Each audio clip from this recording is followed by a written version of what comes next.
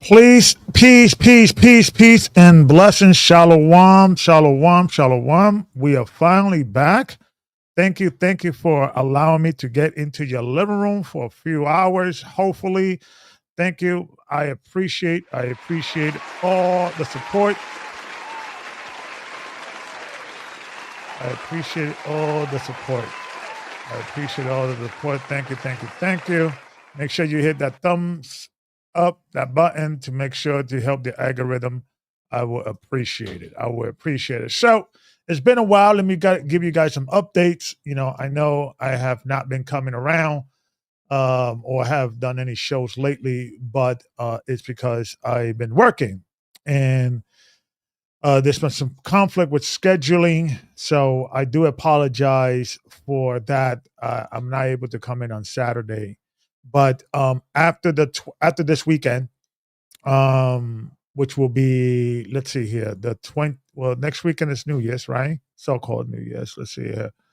I should be fine after New Year's. I'm no longer going to be working Friday night. Unfortunately, well, fortunately, I'm not going to be working Friday night.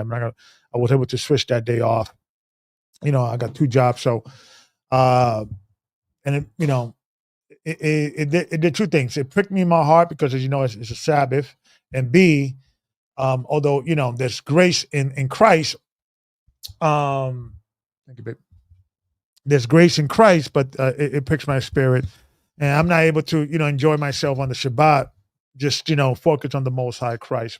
So today, fortunately, I'm able to be off because of Christmas, right? I'm actually working tonight with the other job, so I'm kind of half off, but I had some time to come in for a little bit. So I wanted to just enjoy the conversation with my brethren and sisters. I just want to make sure I'm coming in clear. 2 seconds. I cannot be heard on that side. Let me put you just give me a thumbs up if I'm coming in clear. I just want to make sure that I am coming in clear. Let's see here. Shalom. Okay, good to see you, brother. Okay, let's see it. Shalom, Gabar. What happened? Glad to see you back. Likewise. Clear. Okay, it's all clear. Outstanding. Super. All right. So, the title, as you guys notice, is this little PowerPoint I kind of put together. And, every year you see videos in regards of people either defending Christmas or condemning Christmas. I am on the team, we as Christians should not be celebrating Christmas because it's not of God. It was a tradition of men. And so every year there's a back and forth in regards of this conversation. And I want to, I've been away from a while, so I just want to make sure that you guys are following what's going on out there in the ether. Does anybody knows or heard about the Billy Carson debate that he had? Let me see. Believe I put it in. I put it as save it now. Let me look it up real quick. So there was a debate a while back in regards of Billy Carson that he had with a gentleman by the name of Wesley Huff, right? So I want to play a little bit of it, okay? Because it's going to lean to the it's going to lean to the conversation or that we're having today, right?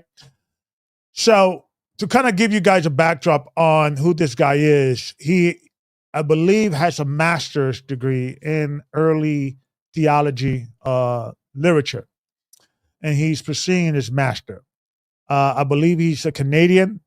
He's a Christian Christian apologist, and he went on a podcast of this gentleman here, the white gentleman with the jacket, and the white gentleman is a friend with Billy Carson, so they were having a conversation. So many people saying that this individual mopped the floor with Billy Carson in regards of something that he been saying, and I knew he was wrong, but he was going into areas that people didn't know the Bible like that. So he was just saying like statements like the Sinaiticus Bible, which doesn't exist. Or I mean, that's a Sinaitic, the Sinai Bible, which doesn't exist. He was referring to the Sinaitic Bible, which claims didn't have the birth of Christ. I mean, the death and resurrection of Christ. Um, so let's listen to a little bit. Hope we could catch what that particular area. But this is a quick segment. I'm pretty sure you guys seen it. If you haven't, I'll put it. I'll put the link below. I'll put it by the comment section. But it's a pretty good, I would say, debunking of a lot of things and how a lot of things that Billy Carson's been saying, but also the way Billy Carson's brain works. It gives you good insight in how he pushed things together, which is obviously pseudo. Fair use.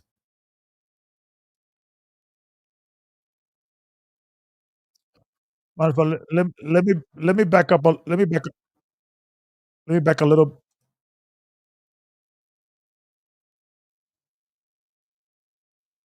Okay. Yeah.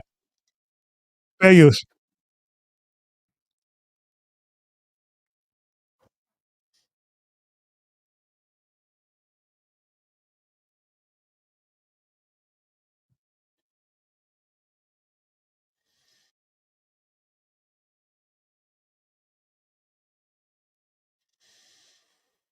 Now, the Sinai Bible, the reason why he mentions that because Billy Carson has always has claimed that the Sinai Bible predates um, predates the King James Bible. Let me see what if I could find that quote. Sinai Bible. Here we go.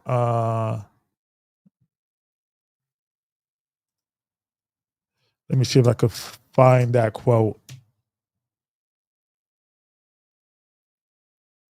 because he has said it in several. Okay, here we go. So let me put this up right here.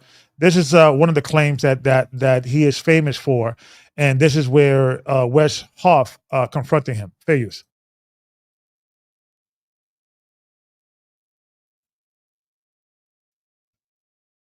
And what this guy doesn't understand that the King James Bible used the Sinai Sinaiticus as the translation. It is the Sinai Bible or the Sinaiticus, called the Sinaiticus. That's the proper term.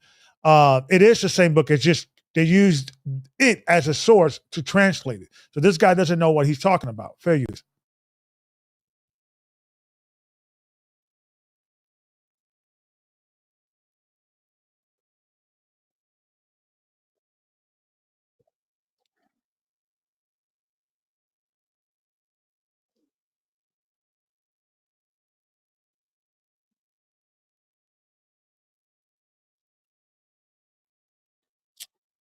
Okay. So that's what that's what Billy Carson was referring to, right? That so this is the conversation that Wes Huff is addressing.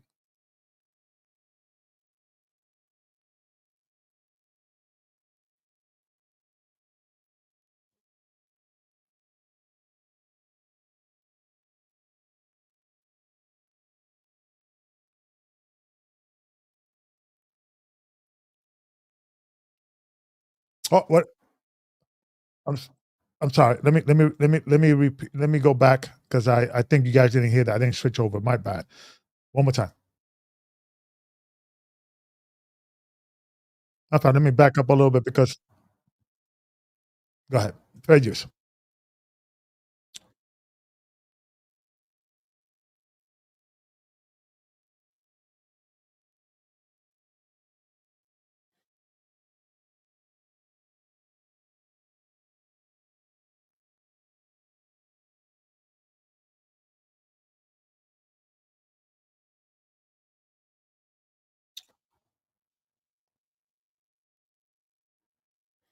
Okay, I'm hearing there's no sound. Is I just want to make sure. Do you guys hear what I'm hearing? I'm hearing there's no sound. No sound. All right, let me do something real quick. Let me see what's going on over here. Let me do this. I'm hearing there's no sound. Okay. So let me play, see if I could hear, because I could hear it in my end. Um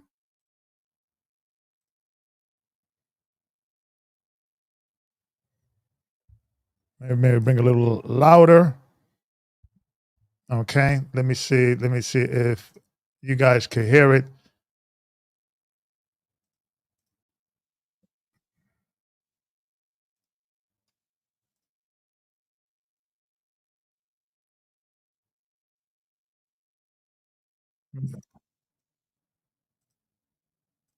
Okay, let's see if I could.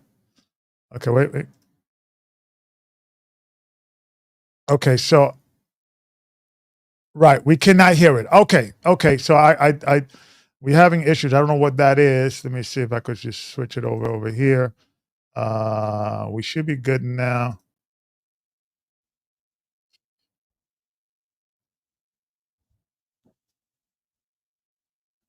Okay, let me see one more time. See if this thing is one 2 seconds. 2 seconds, folks. Let me just do one more thing. See if I could help this. If not, we have to go to Plan B.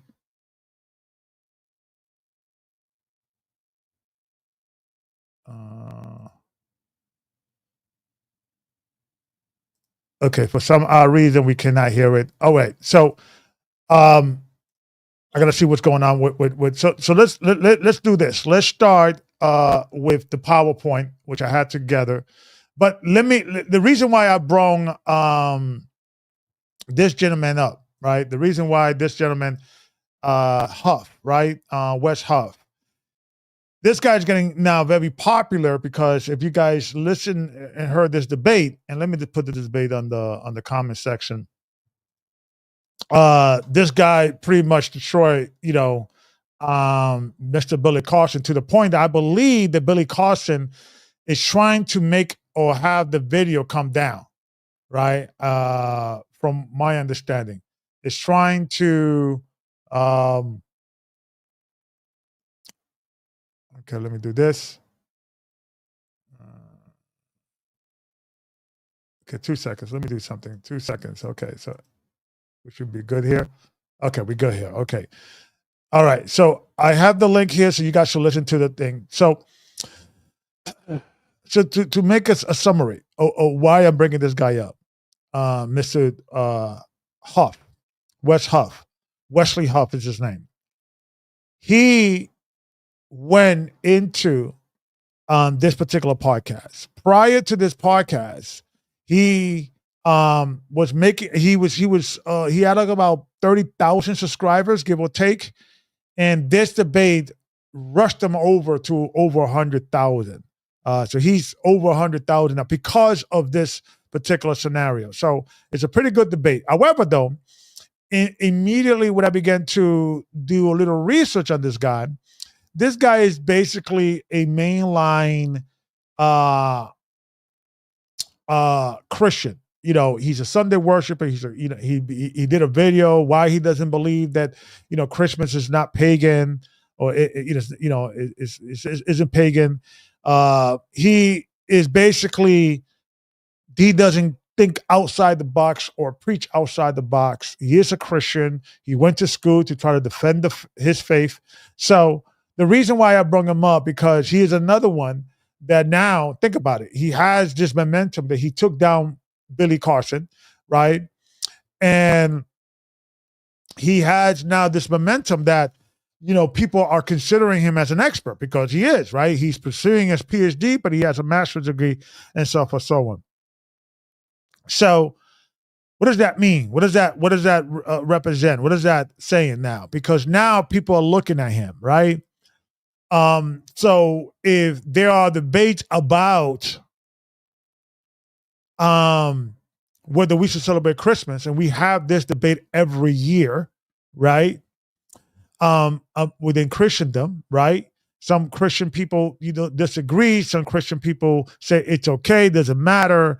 Some people actually argue, and now they're having the argument that December 25th or that date is specifically a calculation that was put together, not a calculation of pagan gods, but a calculation where the people thought that Christ was crucified and what day he was also conceived and what day he was born.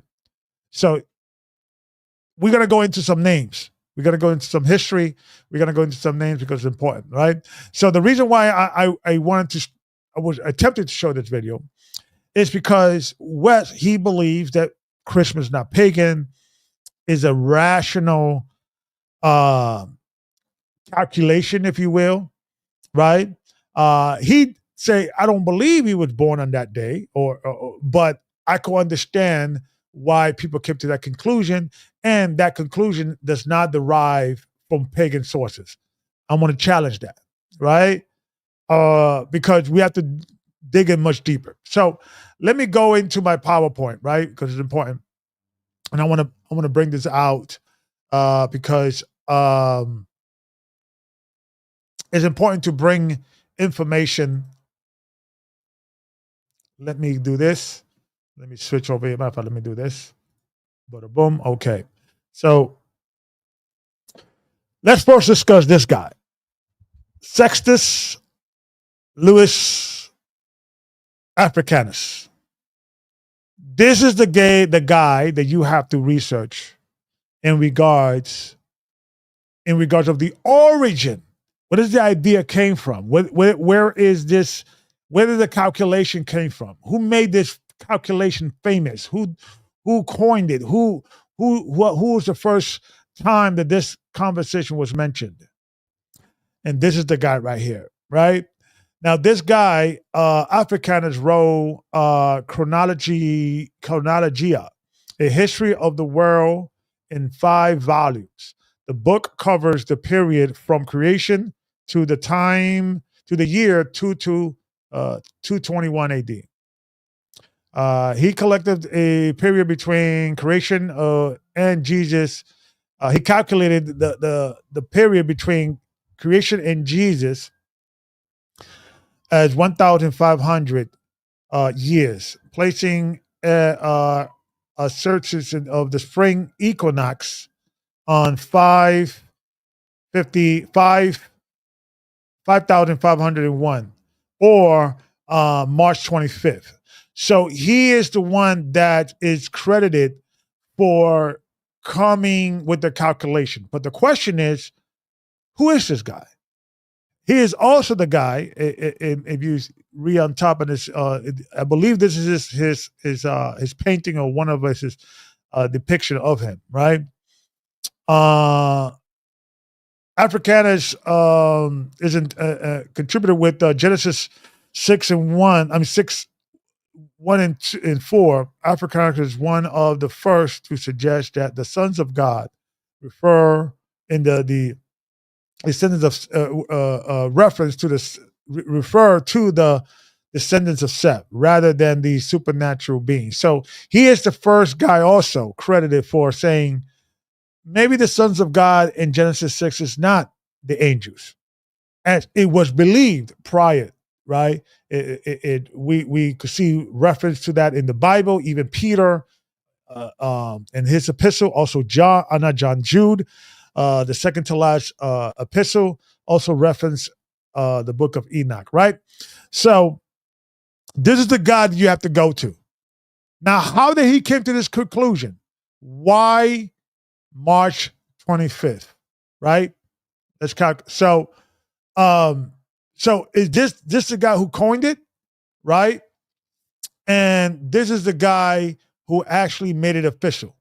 This is Pope Julius I, was the Bishop of Rome from February 6th 337 to his death on April 12, 352. He is notable. This is important. He is notable for asserting the authority of the Pope over the Arian Eastern bishops, as well as setting December 25th as the official birth date of Jesus, right? And I also put a Saturnalia. This was a feast day that was celebrated within the Roman celebration. The Roman celebration of Festival of Saturnalia from December 17th to 25th to honor Saturn. That's where the Saturday God is, or Saturday. That's where that term comes from, Saturn. So he was. This is the guy that, or this is the tradition, and you can see it says it was giving and partying, partying, having a good time, right? With banquets, sacrifice. The festival includes sacrifice, banquets, gift giving, and a lot of parties, right? So it's similar to what we see today in Christmas, right? I'm pretty sure tonight people are going to have a good time, or they probably had a good time last night, right? Because it was Christmas Eve. People don't go to work today. That's usually probably the scenario. So this is we're going over the history, the origin, and where these things, where it was first official, right? And this is what you will read, something that Louis Africanus, he was not a bishop, he was an historian, but he was not a bishop. He was a Christian who was an historian and kind of used his historian skills to kind of put together this. But where did he get this from, right? And this is what you will see. Therefore, our Lord was conceived, not born. That's important because I want to go back to that, right? Conceived on the 8th of calends of April in the month of March, which March 25th. So it's kind of like, because it was a different way to calculate the calendar. For on that day, he was conceived, talking about Christ. On the same day, he suffered. So where did this concept, right? This March 25th, he was conceived on March 25th, and he died on March 25th, right? But what is March 25th? What date is considered March 25th within the Roman pagan calendar? That's important because he believed that Christ died on March 25th and he was conceived, meaning the day that the angel Gabriel in Luke declared to Mary that she's going to have a son. That day, they claim that it was the March 25th.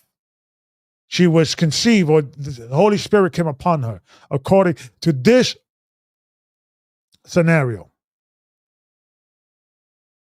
So if you count 9 months after March 25th, you're going to get what? December 25th. That's where they get the calculation. So they will argue and say, see, it wasn't pagan. It wasn't pagan. It wasn't pagan custom that drove us to do this. It was just a calculation. But where there, Afrikaners got this calculation. Let's dig much deeper, right? So this is a quick, this is biblical archaeology.org. It says the Bible offers few clues, celebration of few clues, celebration of Jesus Christ's nativity are not mentioned in the gospel or Acts. The date is not given, not even the time of year. The biblical reference to the shepherds tending their flock on night may when they hear the news of Jesus' birth, Luke 2:8, might suggest the spring lambing system. I want to go back to that. That's important. Matter of fact, let me go back over here. I'll deal with this later. But that's the lambing system is very important. So in Luke 2:8, it suggests that it was doing lambing system when he was born, not in the winter. It is the cold month of December on the other hand, sheep might have been too caloric. Yet, most scholars would argue, coaching about existing much of persistence to the kind of goes into the theory. So, I want to go into the second. Let's see here. Extra biblical evidence from the first and the second century is equally spread. There is no mention of the birth celebration in the writings of early Christian writers, such as Irenaeus, 130 to 200, or Tertullian, 160 to 225, Orion of Alexandria, 165 to 220, 264, goes as far as to mock Roman celebration of birthdays analysis, dismissing them as pagan practices, right? So we have writings in regards of that, right? So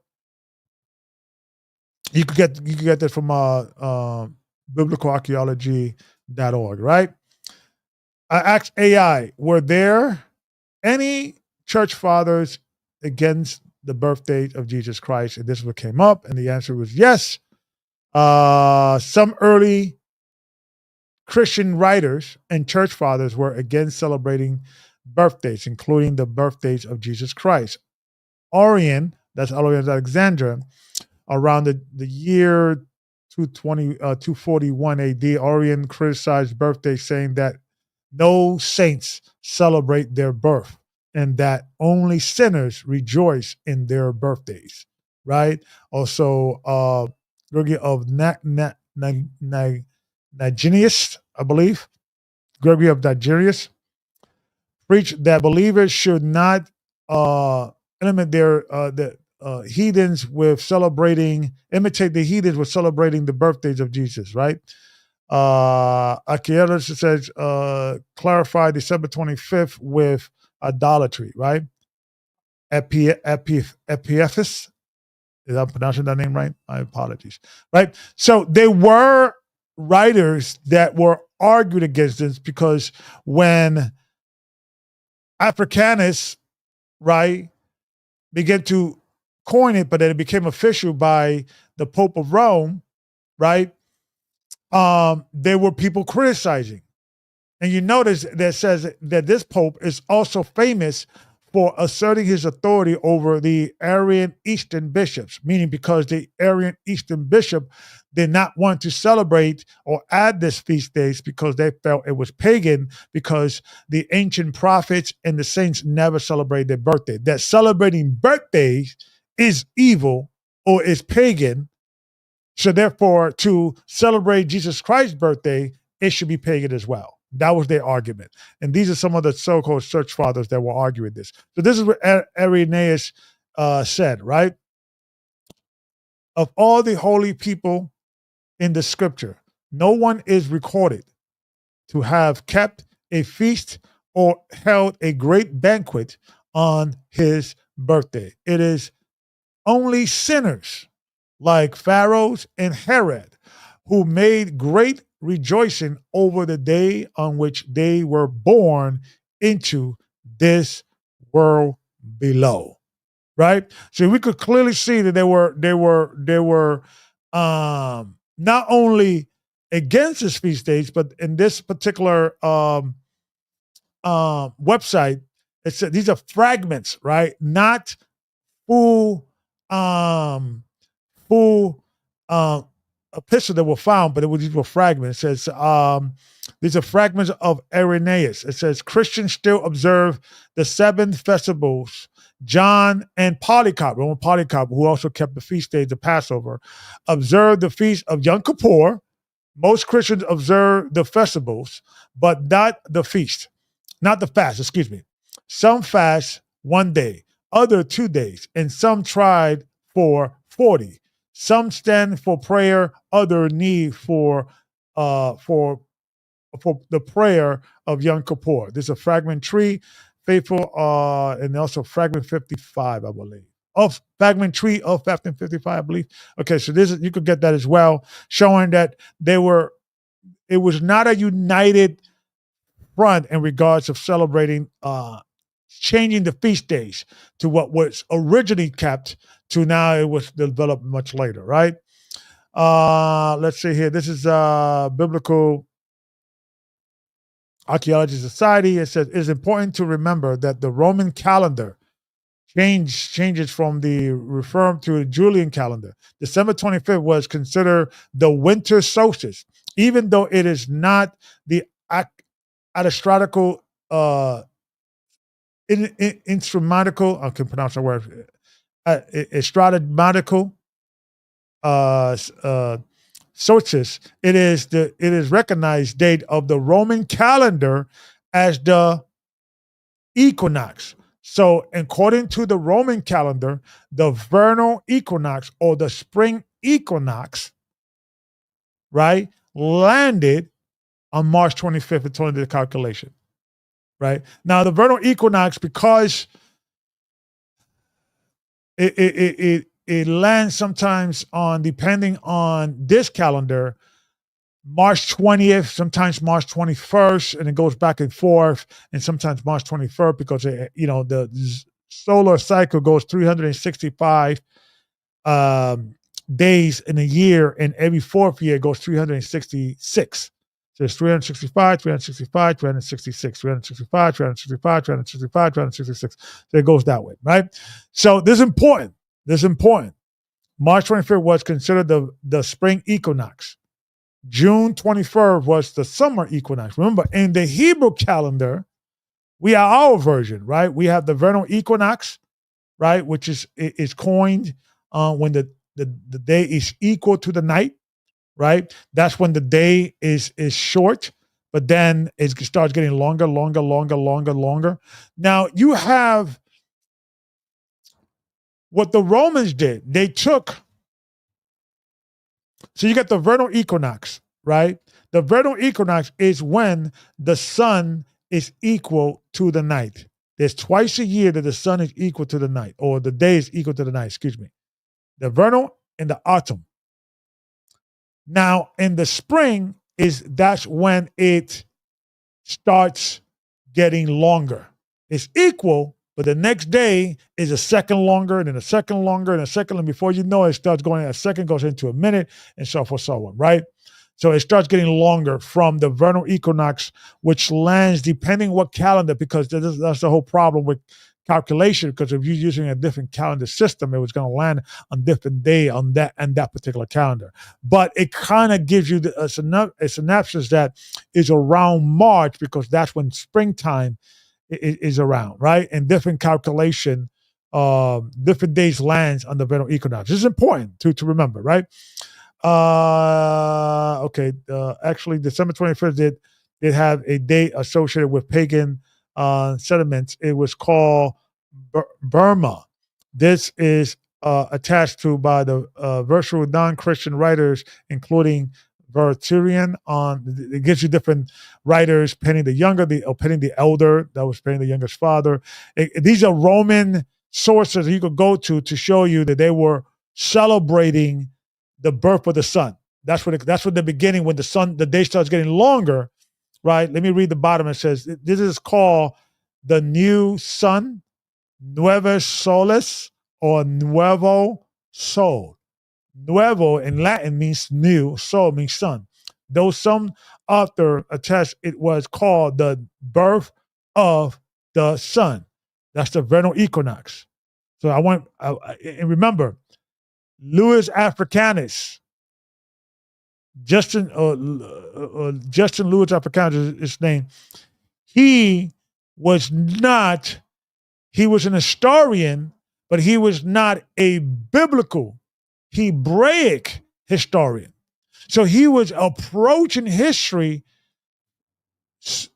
operating. And if you read some of his writings, and I'm going to probably do a part 2 on this, because I'm going to delve deep into his psychic, because he was a philosopher. So what he believed basically is that, okay,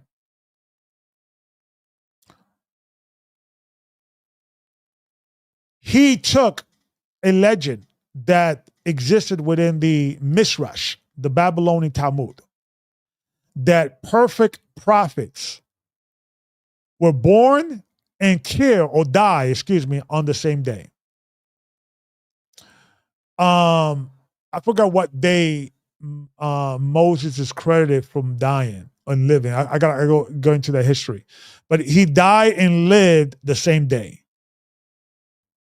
And that's extra biblical writings that's not in the Bible, it's not recorded, but it was in the Midrash and other Hebraic writings.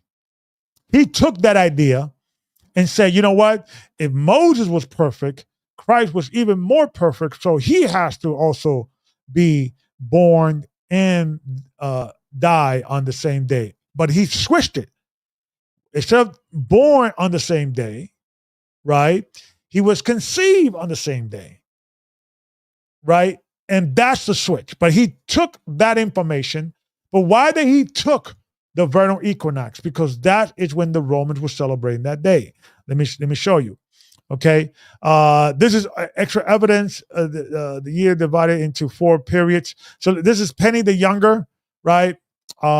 He's also is credited for confirming very early on that Christians were being prosecuted, and he was prosecuting them, and he was saying that they come together on a certain day and they eat harmless food, and they reference to this guy Christ as a god. So he's credited for confirming of early Christendom within secular history, right? So what he writes, he says, this is his quote. It says, the year is divided into 4 periods of season. The reference of which is indicated by the increase and diminishing of the daylight. Immediately after the winter solstice, Berna, this is another nickname for that time, when things start getting warmer, the days begin to increase. And by the time of the vernal equinox, or in the other words, in the 19 days and 3 hours, 19 days and 3 hours, the day is equal in length in the night. So Enoch was not the only one that came up with this. Well, I would say he was not the only one, but he was probably the first one because he goes back into creation. But other nations also honor the vernal equinox. Why? Because we all came from Noah. We all came from Adam. So a lot of the ancient history, people that began to be born and make nations out of the sons of Noah, eventually remember something similar. And also you can figure out the vernal equinox if you know some level of astrology and know how to tell time. You can figure things out and so forth, so on. So every nation had this. So this is the reason why some feast days, let me reframe this. Most ancient Middle Eastern, even I would say East African or global feast days. Even you got the Mayans, you got other culture that are out there, are always going to have seasonal feast days because the seasons don't change. There's 4 seasons: spring, summer, fall, winter. It's the same in any part where you go in the world. Yeah, there's probably going to be some differences in time because time periods is different depending what time of the world, but the system is the same. So what they did is that on the vernal equinox, right, the day is longer. Okay, the day is equal to the night on the vernal equinox. But after the vernal equinox, right, the day starts getting longer, little longer, then so forth, so on. And after that, it stops getting longer. It hits its peak. Then it starts getting a little shorter. And it goes back to the autumn equinox. The autumn equinox will keep everything. Now everything is now go back. The day is as equal as night, but now the day starts getting shorter. shorter, shorter, shorter, shorter, shorter. The night starts getting longer, longer, longer. From the Roman perspective, then the sun is dying, right? That's the autumn equinox, which is around the fall. I think it's around October or September. I forget. So once the sun is getting shorter, shorter, shorter, shorter. It's from the Roman perspective, it's dying. And then around December 25th,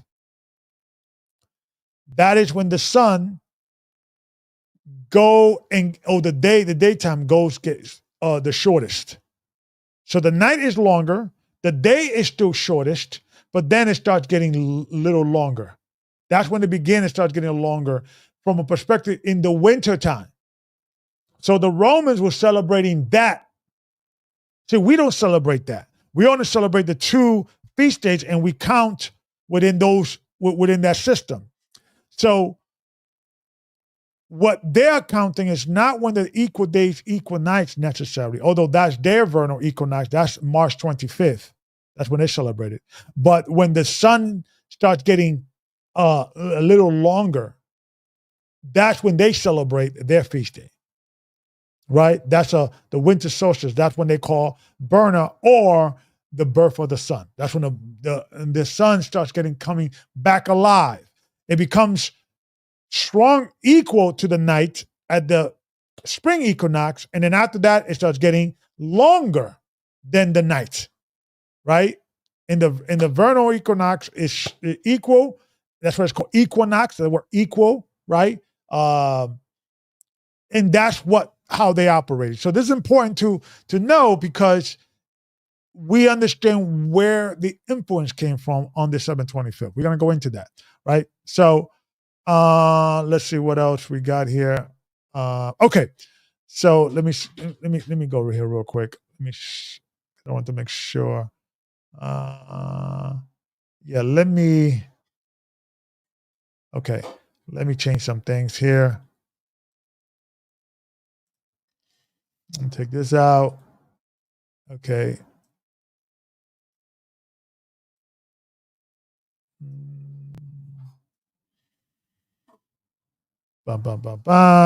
Okay.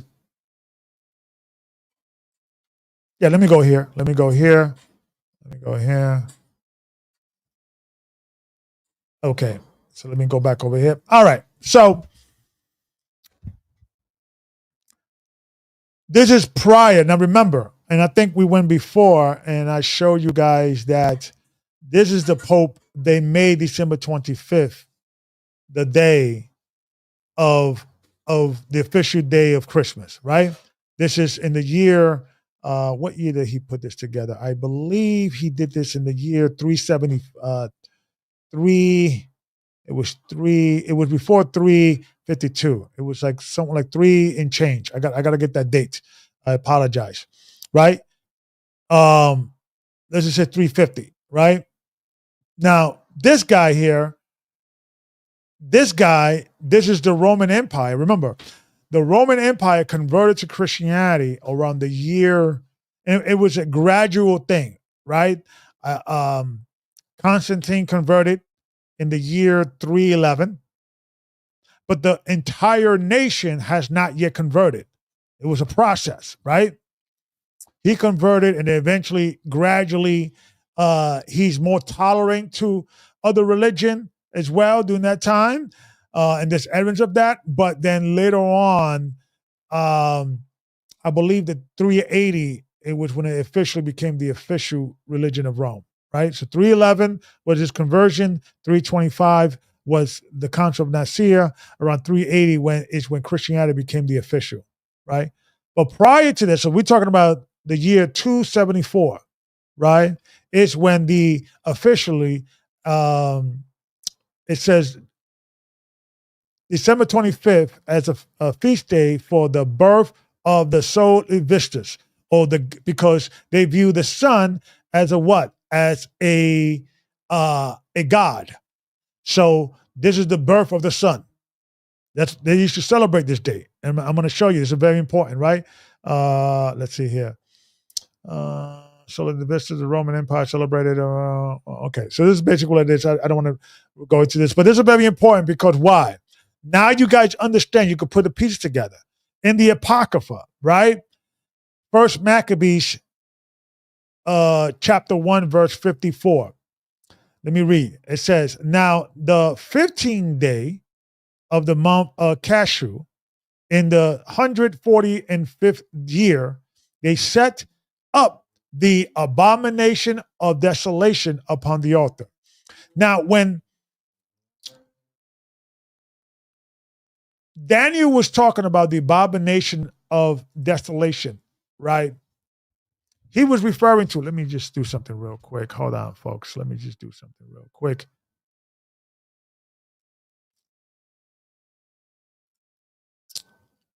All right, 2 seconds. Let me just do something real quick. Bear with me, 2 seconds. Okay. All right, I have to adjust something, the light real quick. All right. So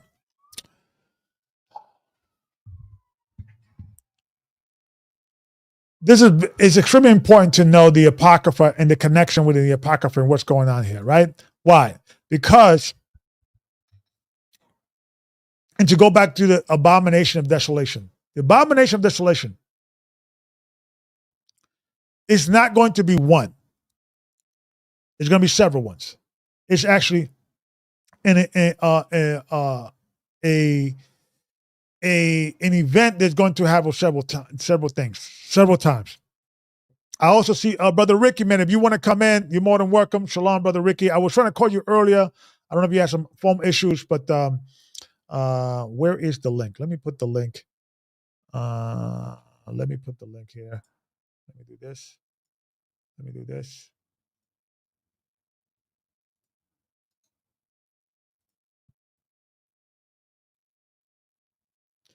I have the link below. In the comment section, if you want to come in, Brother Ricky, because I was trying to call you earlier, but I guess it didn't work out that way. Maybe something was wrong with my phone or your phone. But you're more welcome to come in. So, and if anybody else wants to come in, as long as you're in a quiet area, make sure you have some clothes on, and so forth. So on. If you are a sister, you either got to be single. If your husband allows you to call in, I have to get his permission, just respect for this household.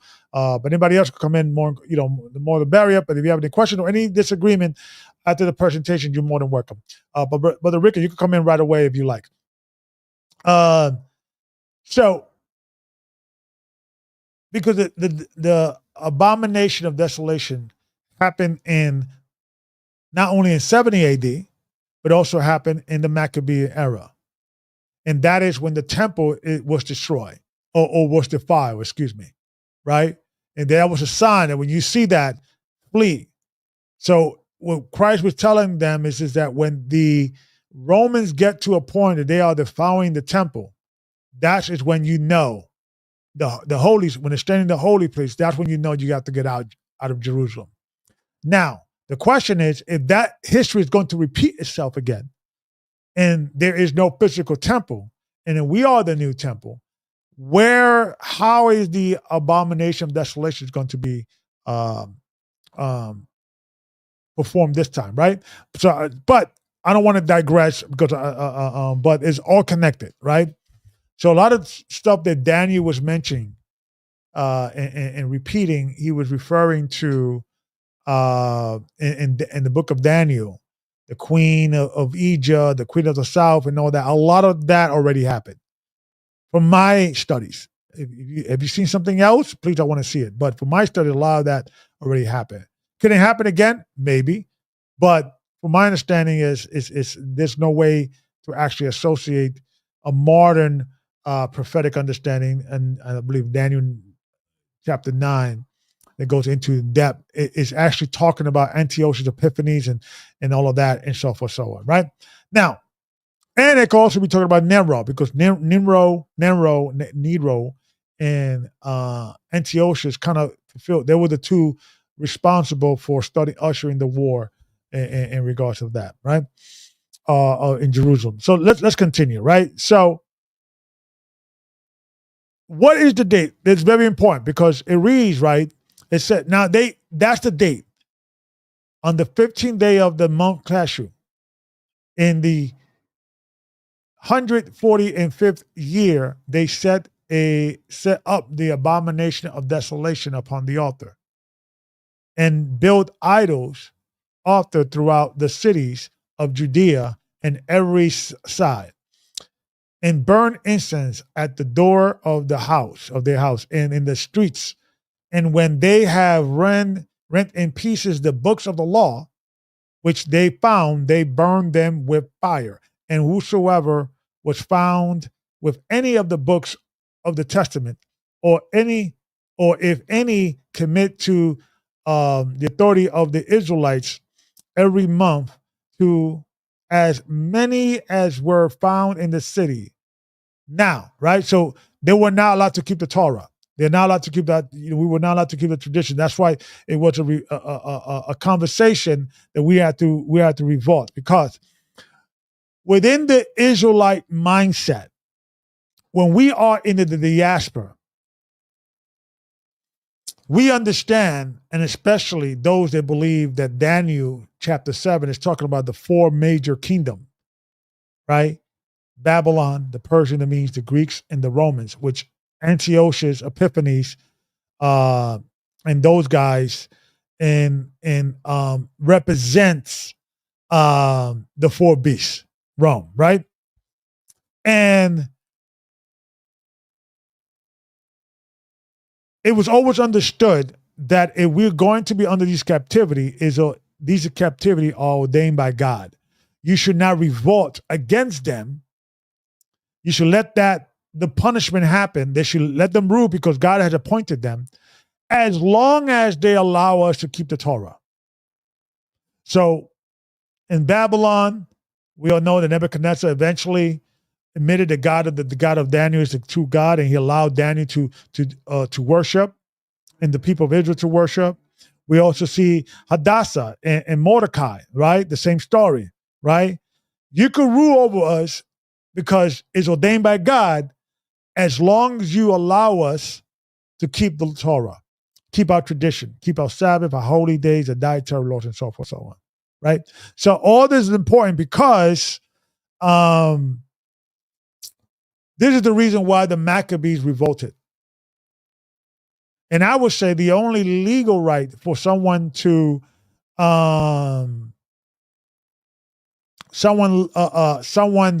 to revolt against a government if they are oppressing your religious belief. As long as they're not doing that, there's no reason for you to try to get some arms to defend your rights and so forth. So as long as your religious belief is not being attacked, right? So let me go back, because this is important, right? Because to go back to December 25th, right? Because if you don't know this history, this day we just go over you, right? Because so they started on the 5th of the month Cashew, but something happened on the month Cashew, right? After they begin to put all these abominations in the streets, in the temple, all over the place, right? To represent their God, right? And when they had I already read that, blah, blah, blah, blah. Verse 59. Now the 5th and 20th day of the month, they said they did sacrifice upon the idol and altar, which was upon the altar of God. Now on this particular day, on the 5th of Cashew, they began to put idols all over the place as a celebration to their God, to their victory on conquering Israel, right? Because they actually conquer us, right? And on the 5th and 20th day of that same month, they built an altar. Why did they did that? Why? Because December 25th, because they will now Cashew in the Hebrew calendar is considered the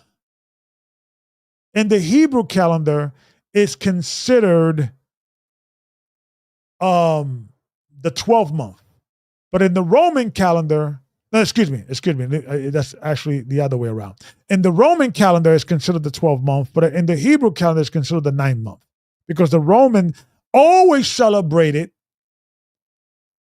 New Year's around the winter time. right? I think it was the guy with the two face, one O, one U. But it was usually around the time when the sun is getting longer, around December 25th, right? Around that was their kind of New Year, so to speak. So they are celebrating a feast day on December 25th, right?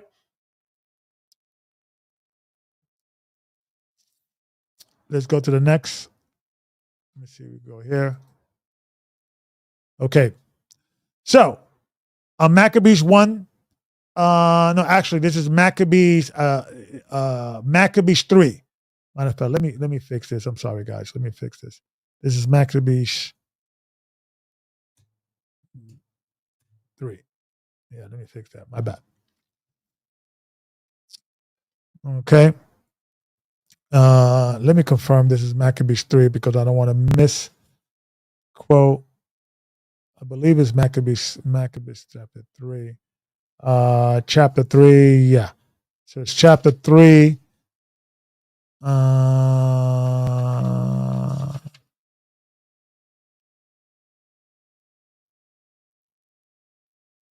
Hold on, let me make sure because it could be 4. Hold on.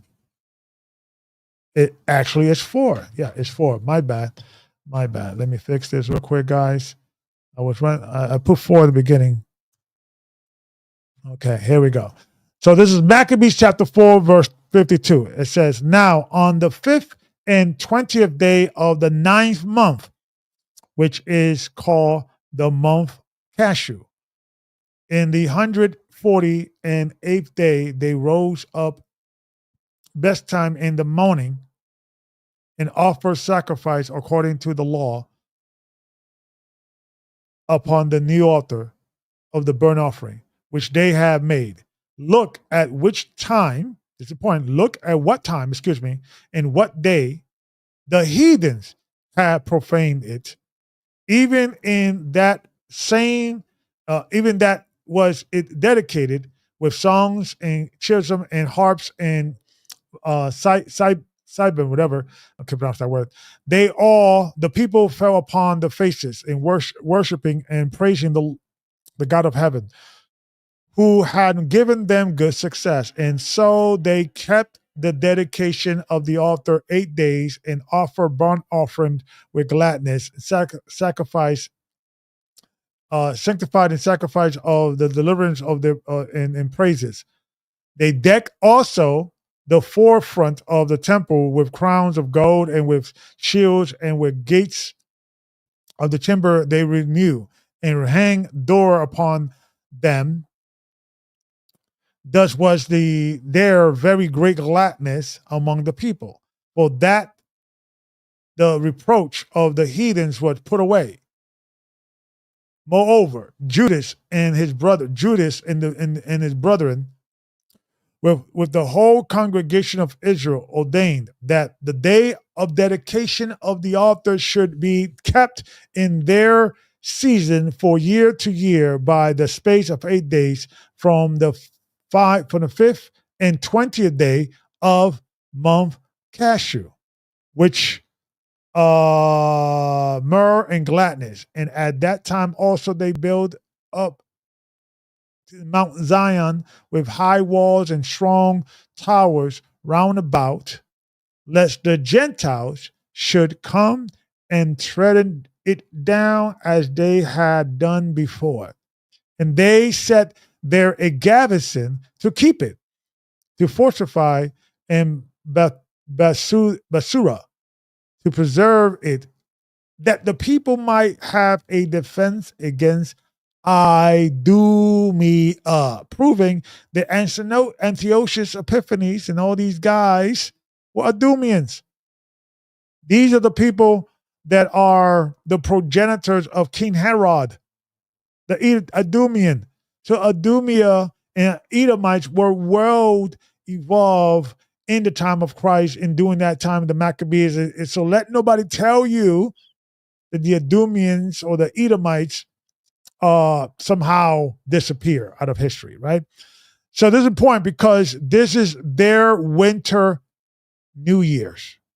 That's what they were celebrating, right? I want to go back to this later. Go back to this later. Go back to this. This is Penny the Younger. Let me see. Is there anything else I want to bring out? Solstice. Yeah, so let me bring this out. I didn't have the time. Let me see here. Okay, let me bring this out. So I asked AI, and I like to use AI because these are readily available information. This is not part of conspiracy theory, right? The question is, did the Roman consider March 25th as the spring equinox date? Yes. In the Roman calendar, particularly under the Julian calendar, March 25th was considered the date of the spring equinox. Why is it important? Right? Because Mr. Yes, writers. Okay, no. Mr. Africanus, right? Let me put this over. Let me also say this. Okay, I also asked AI, did Christ die? Is death is believed to the Christ died on the vernal equinox. Did Christ die? Death. I meant to put death. It's in deliver. I don't know what to put there. Let me rewrite this. But let me give you the answer which they gave me. The question was, was it believed that Christ died on December 25th, right? Or March 25th, excuse me. It says, yes, some early Christians believe that Jesus died on March 25th, right? The vernal equinox.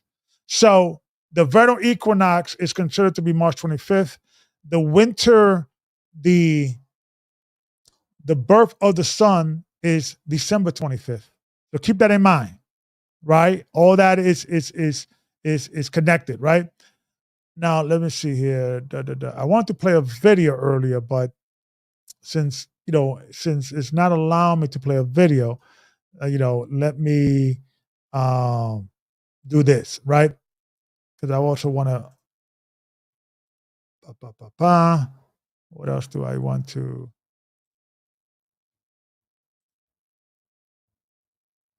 What I'm doing here? Okay, let me do this. Okay, let me do this. Okay, all right. So, why is this important? So let's recap, right? Let's recap a little bit because if you go into this guy's teachings and this guy's philosophy and how he views the world, right? He wanted to do the same for Jesus Christ. He wanted to say, okay, so if Moses was a righteous man and he died and lived in the same time, in the same date, well, we got to create some version of it.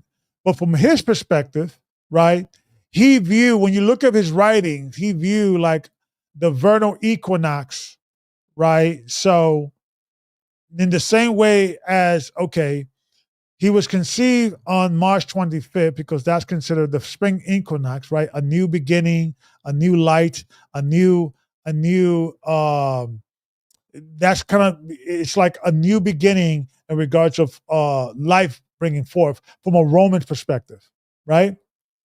December 25th is considered in the Roman calendar as the birth of the sun, right? It's still winter, but that's when the sun, you can see the sun a little more above the horizon now. The days are a little longer, right? Starts getting a little longer until it becomes in the March 25th, and now it becomes equal, but then it starts getting longer because although in December 25th, the sun is getting longer, it's still shorter.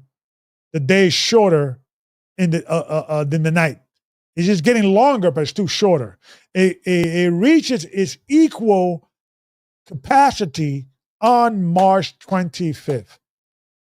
And this is the reason why he believed, Sextus Louis Africanus, why Christ died on March 25th, the spring equinox, and also was conceived,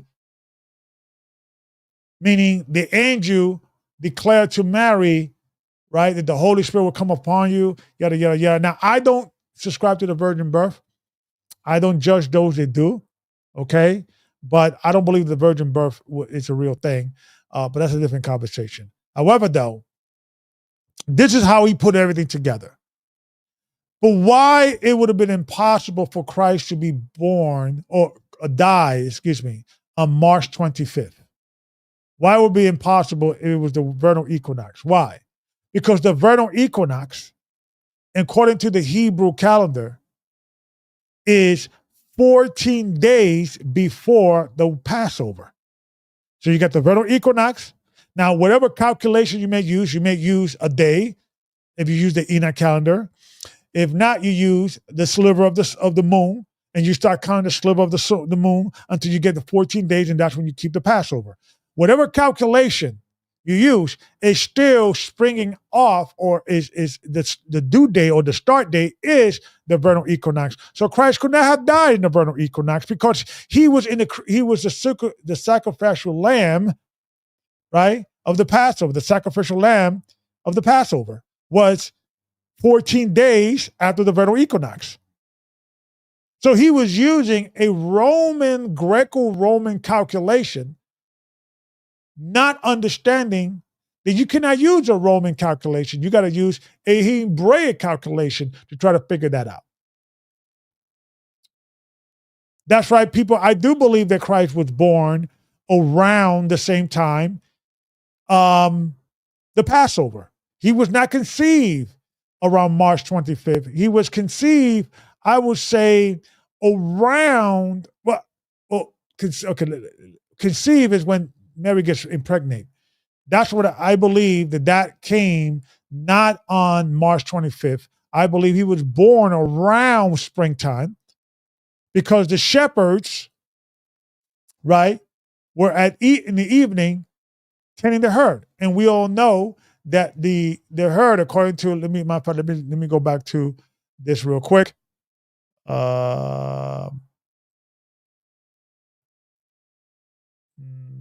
This right, right here. Okay. Hungry for the truth. What are some common misconceptions about lambs or lambing season?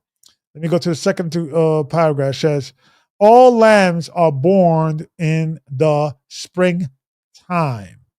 While many lambs are born in the springtime, lambing can actually occur at any time of the year, depending on the brand or management practices of the farmer.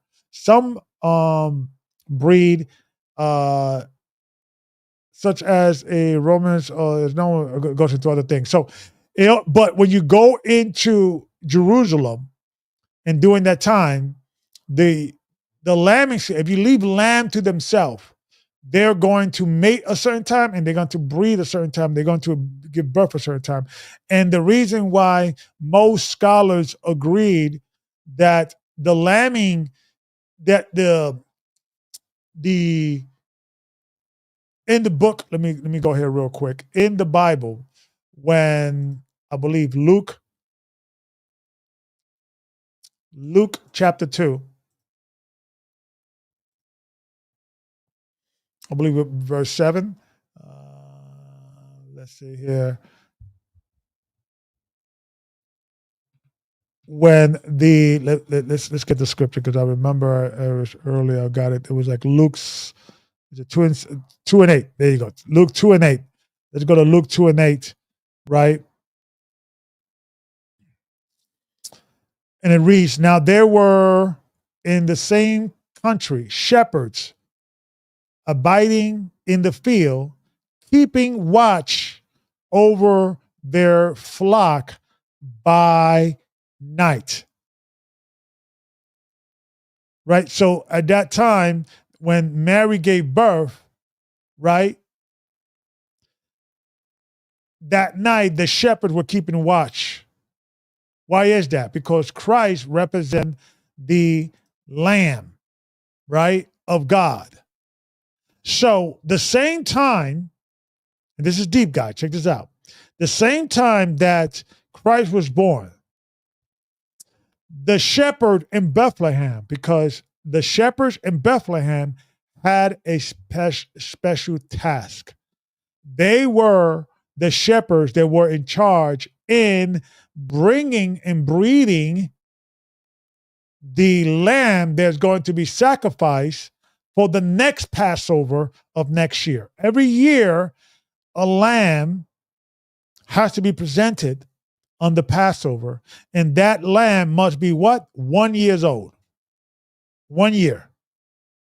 So the lamb that will be watched the same night that Christ was born, they were watching for the lambs they're going to sacrifice next year. So Afrikaners ruined that understanding from changing the time in where Christ was born, which most likely he would have been born around the springtime, because there's no way that would have been December 25th, because that is one of the coldest day of the year. That would have been what you would consider the Roman celebration of the birth of the sun. So all these guys were using their Roman Greco calculation to tell time, and they come up with their calculation, not the calculation that was in the Bible. And whatever you want to choose, whether it be the book of Enoch or the calculation of Enoch or the solar calculation, you will still come to the same conclusion that there's no way in God's green earth that Christ will be born on December 25th, using the Hebrew culture and the way the Hebrews operated. So, I hope that I gave you guys some more understanding, right? I hope I gave you guys a little more understanding, because this thing is and let me try again, see if we can, let me see if I could do this. Oh yeah. No, I could probably, let me see if I could do this. If I could.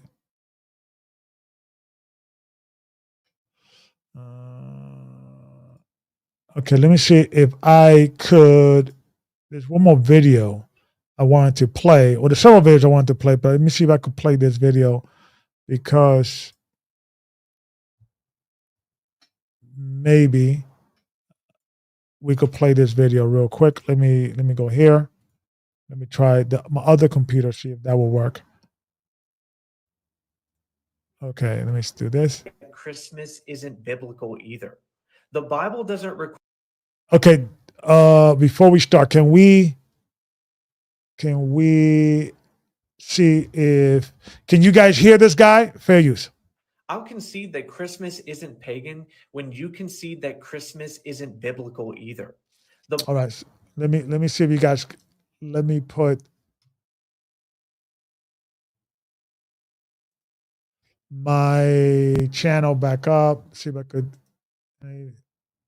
okay. Why is she being bullied? Why is that wrong? Why is she being bullied for acknowledging? Sorry. I'll concede that Christmas isn't pagan when you concede that Okay, so it looks like you could hear this guy. Okay, good. Very good. Very good. Okay, good. So let me play this guy real quick. Fair use. Christmas isn't biblical either. The Bible doesn't record anywhere that God, Jesus, the apostles commanded us to observe the birth of Christ. It doesn't record that the apostles observe Christ's birthday as a festival. It doesn't tell us to keep birthdays at all, actually. And if we fast forward in history to the earliest writers outside the Bible who talk about this, it just paints a worse picture. Irenaeus and Tertullian give a list of Christian festivals. December 25th, Christ's birthday, anyone's birthday, it's not on there. Writers like Origen explicitly say that only sinners celebrate the day of their birth and not saints. Right, and we read that earlier, right? So this guy's kind of synopsonize or bringing a synopsis argument, right? Why we should not be selling December 25th. But more importantly, what I want to bring out, because there's several videos, I might even bring more now since you guys could hear the information. But people are waking up. You are not alone. And I want to come on today, a little earlier, and we'll see how far we could take this, because I know sometimes when people that are Christians and don't celebrate Christmas are home alone, right? They're not doing anything because they either they got invited by their family, they're not going, or their family got tired of inviting them and they're not showing up. It becomes a loathsome time of the year, and I get it. So that's why I want to come on and so forth, so on, right? Fair use. Saints. It was actually a historian, not a bishop of the church, who first postulated in the early 3rd century that Christ was born on December 25th. His name was Sextus Julius Africanus. And Sextus Julius Africanus. We went over this guy. Remember this guy? Remember these names, because when you are debating someone or having this conversation, it's important to write these things down. It's important for you to get these bullet points and these historical reference, right? Fair use. he based this not upon some historical record or even an oral tradition handed down by the apostles. No, he based it solely upon a superstition that Christ was conceived on the spring equinox, because that was a special day for him. He believed the world was created on March 25th too, by the way. Now, the interesting right. So when a lot of his writings, like I said, I may do just a whole segment on his writings, because everything, like his writings, and also what's his name of Justin Martyr, a lot of Roman philosophy, a lot of Greek philosophy, inserting into Christendom, and Africanus kind of did the same thing. And he came to his conclusion. And the reason why March 25th, it was because it was like, it was their, they believed that was like the vernal equinox is when the first day of the year is the first day of creation. They kind of had like a whole perspective on, how to honor the March 25th and December 25th as well, right? Fair use. thing here is that, our modern word holiday actually comes from the biblical term holy day. God built into creation special days, and they were never on the spring or fall equinox or the winter or summer solstice. However, pagans have always observed their high holy pagan days on these times. And to me, that's telling. And it's interesting how people shrug this off so easily, because this period in history is when the Roman Empire, who ruled the world at the time, realized the more they persecuted Christians, they just divided, they just multiplied. And instead, they would become tolerant of them and then eventually adopt Catholicism under Emperor Theodosius II. Now, folks, whether you like it or not, Rome was entrenched in mythology, in paganism at this time. And now you have the government encouraging Christianity to act like this merging of theological and philosophical ideas would not have played a role on each other. Right, because you are a product of your environment. So if you're going to say, okay, this new religion, there is debate about how to best celebrate or deal with ritual things within the religion, and they rejected the Jews and anything had to do with the Jews. That was very early on. There was a early, being having hostility towards the Jews very early on. You could find that in all the early writings, right? Martin Luther, he was much later. Constantine's writings, Justin Martyr. These people had like a very, negative view on the Jews and anything that the Jews were doing in regards to feast days and how the way they do it. If they do it this way, we're going to do it that way. We don't want to don't want to be associated with anything that the Jews are doing. And that's what their mindset very early on. And that's what this guy is saying. And there's a lot of videos now coming out. There's a lot of people coming out and say, we know the history now. We got this information, right? It's laughable, folks. Christmas isn't pagan. Okay, like, yeah, if we like redefine paganism so that it can't include a mixing, an appropriation, right, with other belief systems, I think it's obvious. And I think it reveals just how lost the church really is. So what I'm saying here, what is the importance of us having this conversation? Okay, hold on. Sorry. Sorry about that. Sorry. Okay. So why do I believe this is important? Why do I believe that this is extremely important in regards of having these conversations? Because they come up every year. Right? And we as Christians, we get isolated, right? We get isolated every year. Christmas and New Year's, I believe, are the two major feast days that suicide is committed, I heard.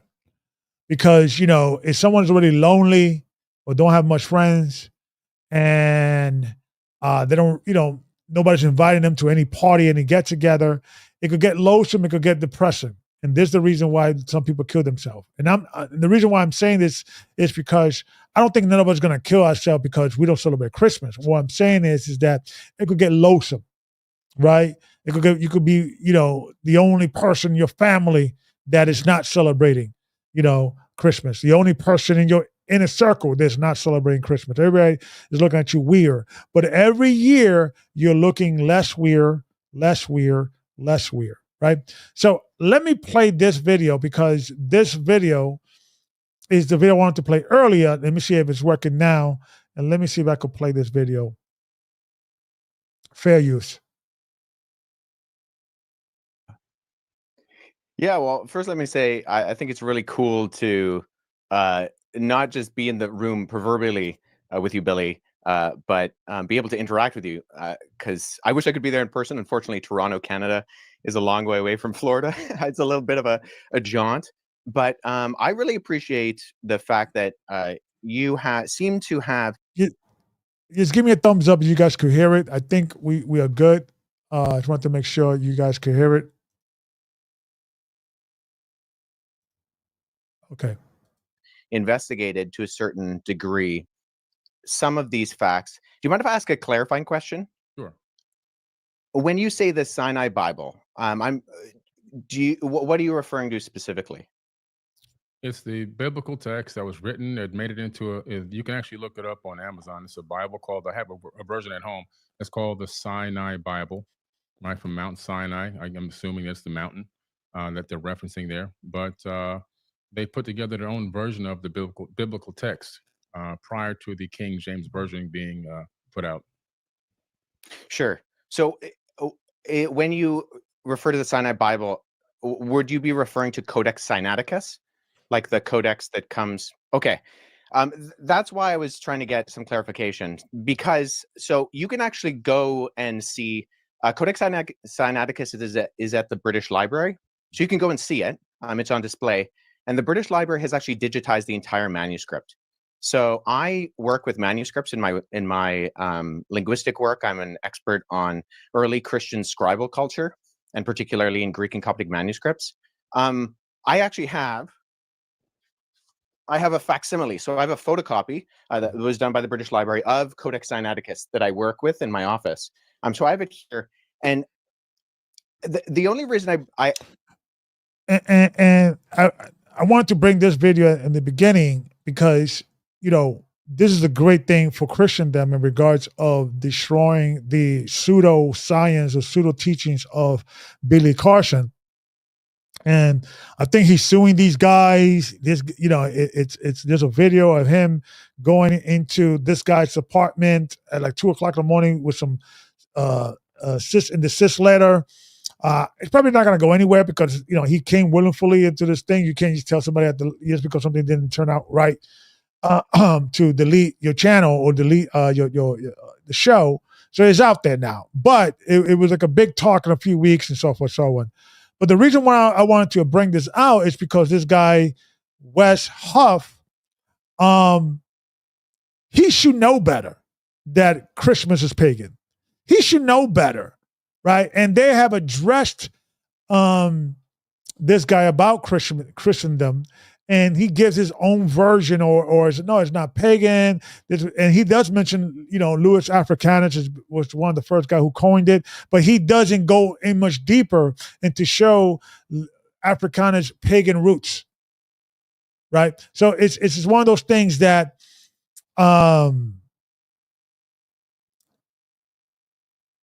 this positivity or this victory for modern day Christian is a victory for them, but they're going to also run with this and they're going to also start defending their pagan tradition as well. But just because Huff was right about the Sinaiticus, Codex Sinaiticus, and Billy Carson was wrong about saying that the crucifixion is not mentioned in the Sinaiticus, Codex Sinaiticus. Wes Huss is also wrong about a lot of things that we have to also point out, right? Fair use. Ask for clarification is because I want to make sure that what I'm addressing is actually what you mean. Gotcha. And not addressing something else. Because the Codex Sinaiticus in particular is just a Greek, it's a 4th century Greek manuscript. Mm-hmm. It comes from approximately between 325 and 350 AD.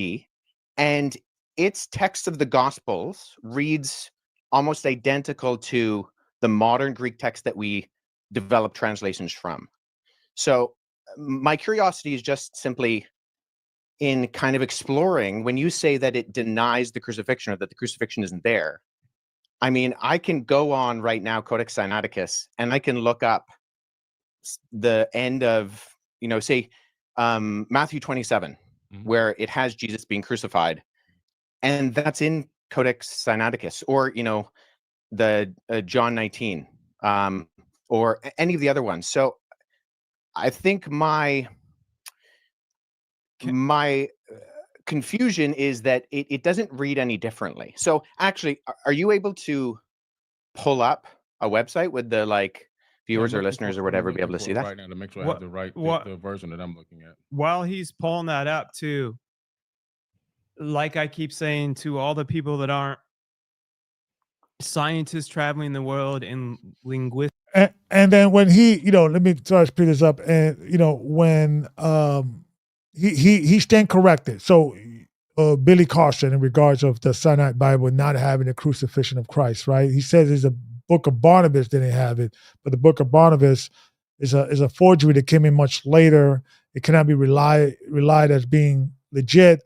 So he Wes, he focused on that, and I just wanted to focus specifically on what Billy Carson was corrected on. Fair use.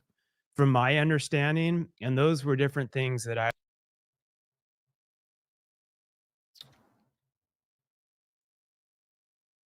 It does things like in chapter 92, it says that Jesus spent 40 days on Mount Sinai, and then he came to the Jordan River and he walked to Jerusalem. Okay, so he's either the epistle part of the Gospel of Barnabas document, scripts of the Gospel of Barnabas. The Gospel of Barnabas is a really interesting document. Let me go back a little. Text where Sinai Bible is that? Okay, this is the part I want to go to. Where was that piece? I found discovered? the text where I was referencing. Actually, I was misquoted. I misquoted there. It's the Gospel of Barnabas. So all this time he was saying that the Sinai Bible, what is called the Sinaiticus, Codex Sinaiticus,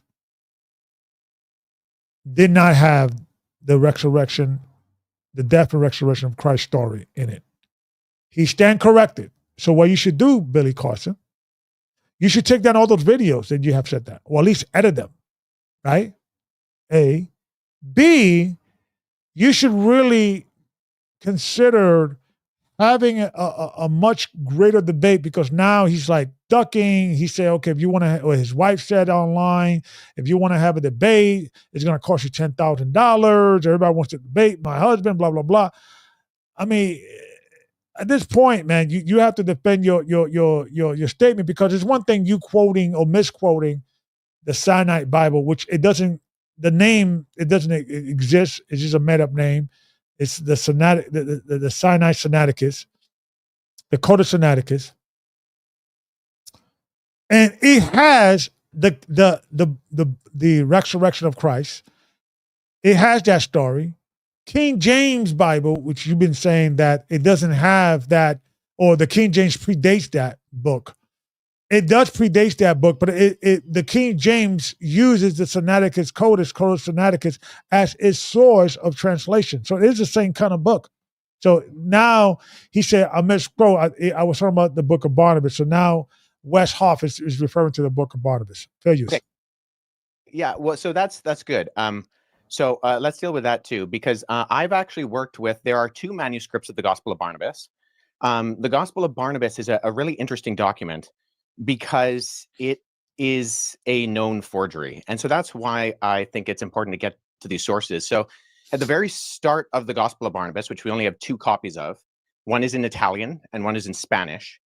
We see right off the bat that the Gospel of Barnabas, not to be confused with either the Epistle of Barnabas or the Acts of Barnabas, which are two apocryphal documents from the 2nd century, but the Gospel of Barnabas in particular, we know it's a forgery because it does things like in chapter 92, it says that Jesus spent 40 days on Mount Sinai, and then he came to the Jordan River and he walked to Jerusalem.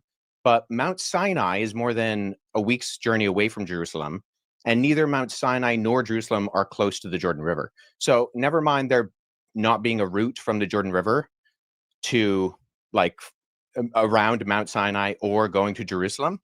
But there are internal problems with the Gospel of Barnabas, which indicate that it shows no actual indication of evidence of coming from or even having knowledge of 1st century Jewish understanding. It actually says Jesus is the Christ, but not the Messiah, which indicates that whoever the author is, he didn't know that those were the same words. And I think a bigger problem is that the Gospel of Barnabas actually paraphrases Dante's Inferno, which was written in 1314. So there's a lot of internal. Yeah, so for my study, I think it was the Muslims, so the people that were behind the Muslim, because in there it says that, you know, Jesus Christ did not die in the cross. It parries a lot with the Muslim been saying that Jesus Christ is not the Son of God; he's a prophet, and so it's a much later forgery, and it was never found in Greek, it was never found in Hebrew, it was only found in Italian and also in Latin, right? Manuscripts, which it would have been much later translation, you know, writing anyway, if it's in Latin or in Italian. So, but to go back to what I was saying is that we not only have to prepare and study and show proof for Billy Carson, we also have to, you know, study and show ourselves proof for Mr. Wesley Huff. Why? Because he is a Sunday worshiper. Christmas, you know, he doesn't believe that, you know, pagan or Christmas or, you know, he is towing the line in regards of modern day Christendom. And because people perceive that he's an expert, people are going to just, you know, believe in him the same way people believe Billy Carson. And that's the reason why I felt it was important to discuss this conversation. I want to start with that. I want to kind of, you know, show the video, but, you know, earlier wasn't working. So let's recap.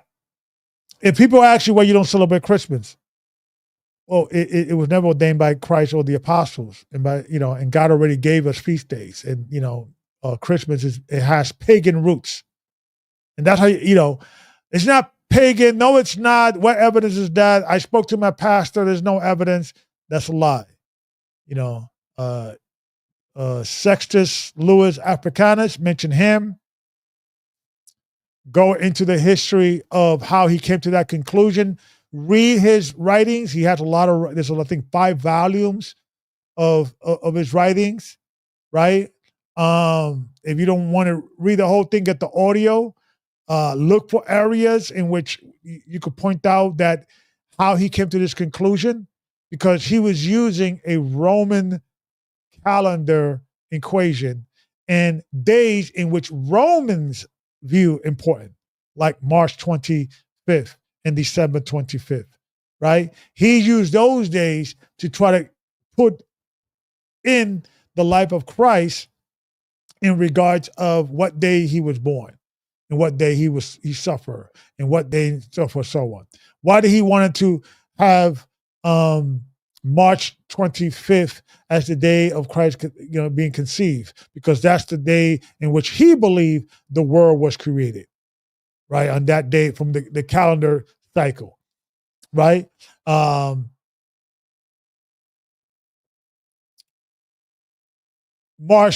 December 25th. Why did he view that day as a day of importance? Because in the Romans, they viewed that's the day when the son is born again.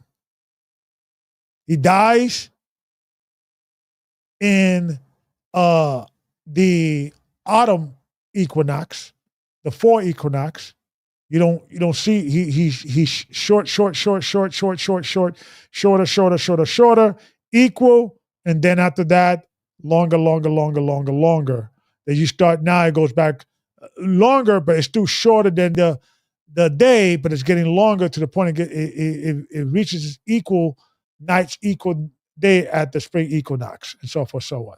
So a lot of these days were connected to pagan days that it's been proven to be false if you use the Hebraic way of calculation of time. And Christ kept the Passover. He was the Passover lamb. He was crucified before the Passover, on the eve of the Passover. That is well recorded in the scripture. And this is the reason why we know he could not have died on the vernal equinox on March 25th, because the vernal equinox is the day in which you start counting 14 days later to keep the Passover, in which Christ kept. This is an easy way to debunk that.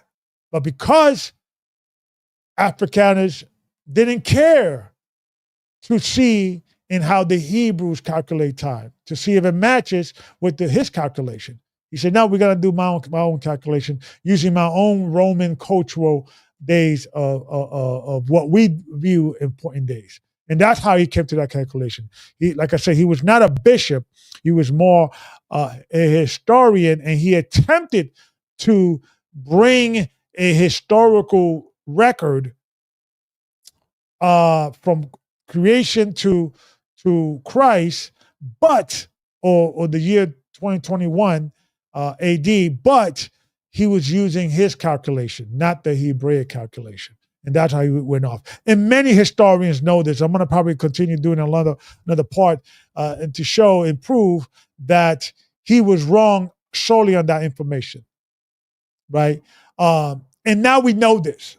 So even though I don't know what was in the hearts and minds of Mr. Africanus, but he is a product. It was a product of his environment. So he viewed the world from his perspective, right? That's why I believe that Roman Catholicism is the greatest example today that we could see, one of the greatest examples of white privilege. Why? Because we know that Jesus Christ was not a blonde hair, blue eye, right? And why did the Romans Romanize Jesus Christ to look more like a Roman philosopher? The tunic that he used to wear with the red tunic around his cloth, that is not a Hebraic culture. That's a Roman culture, right? And that's how Roman philosophers and wise men used to dress or be depicted. And they depicted him that way, right? We know this now. We know that idolatry, right, in the way the Romans they were idol makers before they converted to Christendom, and they were idol makers after Christendom. Rome, it is known for idols.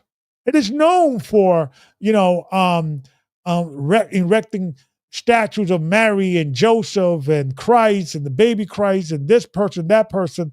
And all they did is do what? Redefine the definition. This is not an idol. This is a figure of devotion, right? Of honoring. But what did the Bible says? Let's go into the scriptures a little bit. Let's go into the scriptures just a little bit, right? Because if they would have just read this particular scripture in the Bible, they would have known and they would have seen, it would have been known today that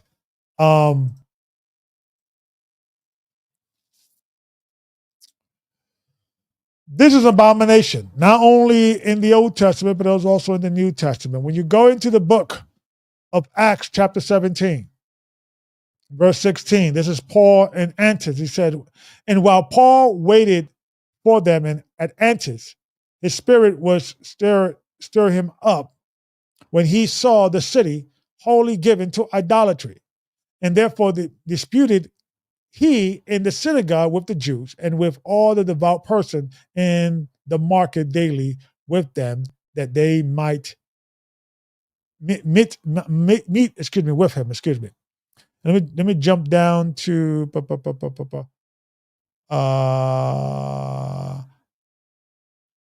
me continue. Yeah. And then certain philosophers of the Ephesian of the stock accounting him, and came, and some said, what will this babbler says? Right? Others some words and others some, he seems to be a setter both of strange God, because he preached unto them Jesus and the resurrection, right? Verse 19. And they took him and brought him into the Apocrypha, saying, may we know what this new doctrine whereof ye speaks is, for what bringeth certain strange thing to hear. We would know therefore what these things means. For all the Anthians are strangers with where they spend their time in nothing else but either to tell or to hear some new thing. This is the part I wanted to go. Then Paul stood in the midst of March Hill and said, ye men of Athens, I perceive that in all things ye are too superstitious. For, matter of fact, make sure I'm making sure that I am, yeah, there you go, okay.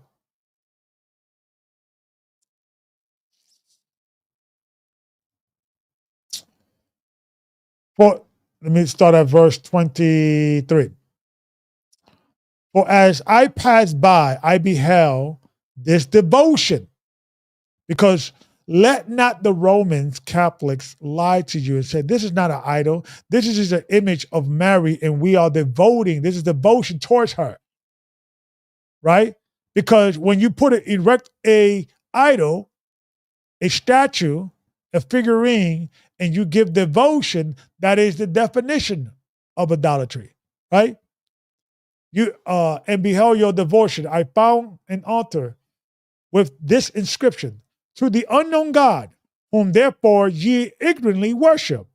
Him, pay attention, him declare I unto you. God had made the world and all things therein, seeing that he is the Lord of heaven and earth, dwelling not in temples made with hands, right?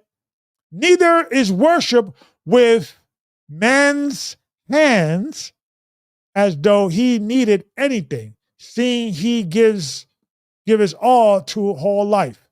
He gives to all life and breath in all things, and has made of one blood all nation of man to dwell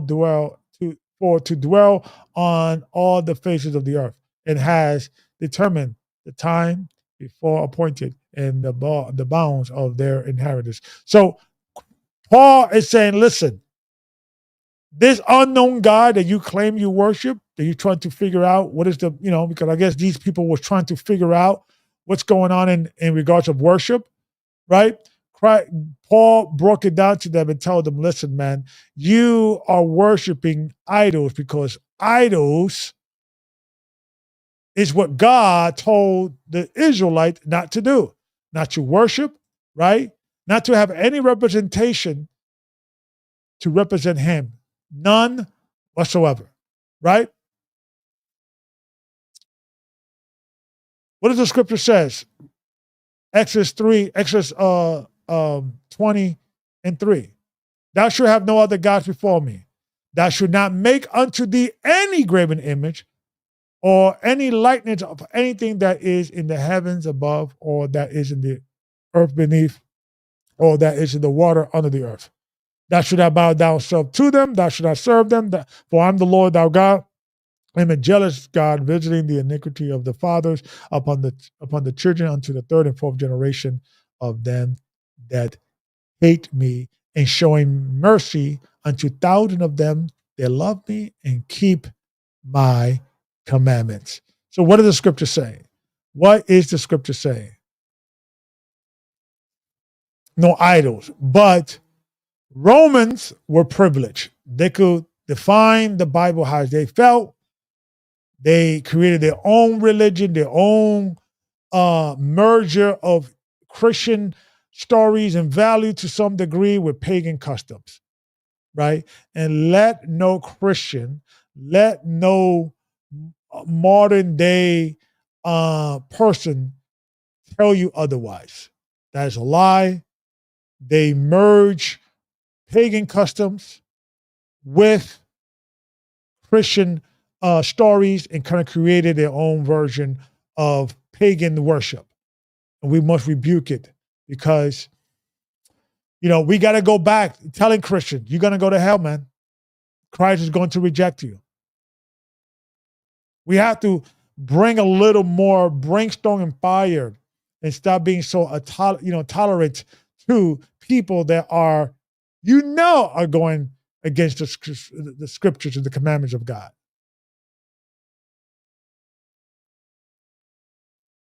We have to go back to basic. We have to go back to establishing what is right and what is wrong. Not, your truth, my truth. It becomes a situation. Why is that, right? Because every year, right? Let me bring this out. This is important. I want to bring this out because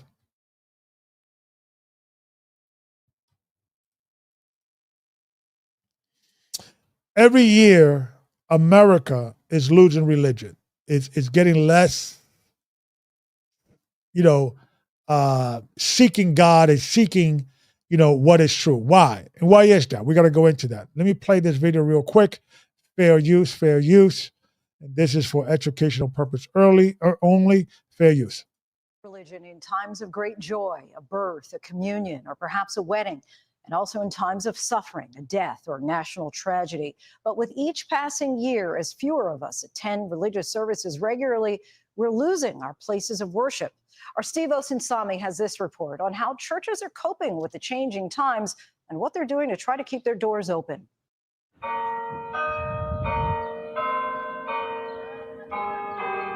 These are prayerful days for the faithful.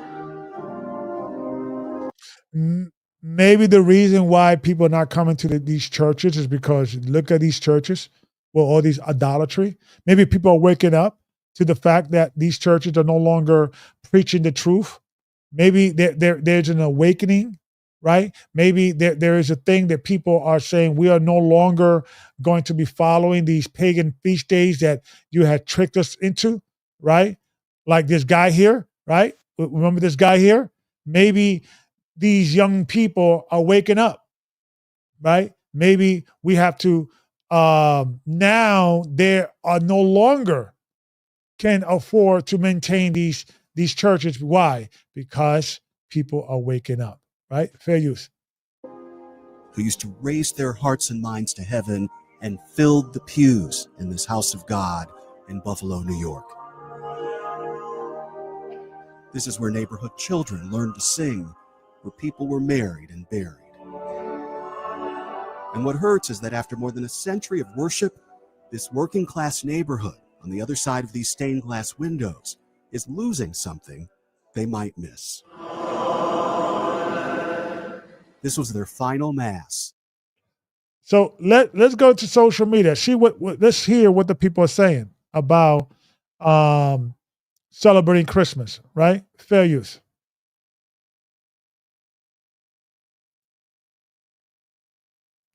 Let me put the value on.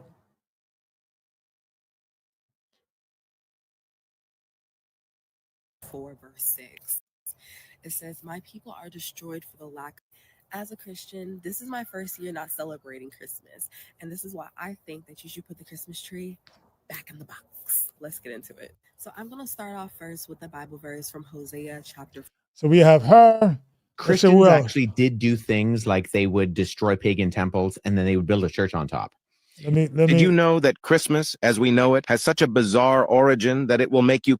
Did you know that Christmas, as we know it, has such a bizarre origin that it will make you question everything you've ever heard about it? Believe it or not, Christmas has pagan roots and began with rituals much darker than you might imagine. In the beginning, the December festivities were tied to an ancient Roman festival called Saturnalia, where people held wild parties, exchanged gifts, and even defied social norms. Imagine an event full of excess and indecent behavior. Right. That's why when you go into... Did you know that Christmas as... Did you know that Christmas as... Was Christmas really a pagan holiday? Was Christmas really a pagan holiday? Let's see what this guy says. Absolutely. Let's get into it. So most of us celebrate Christmas as the birth of Jesus Christ, the Son of God. However, there is a dark side when it comes to the... So, did you... People are just running around. So today is Christmas Eve. Hello to all those who...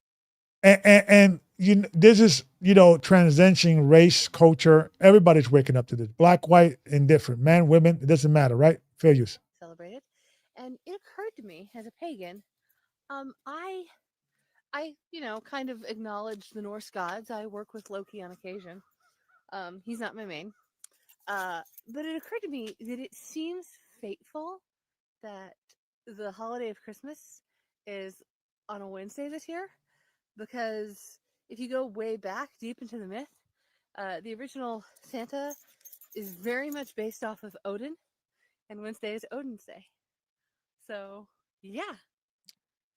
Right. So Odin's Day is Wednesday. So even Did the you pagans know that Christmas, as we know it, has such a bizarre...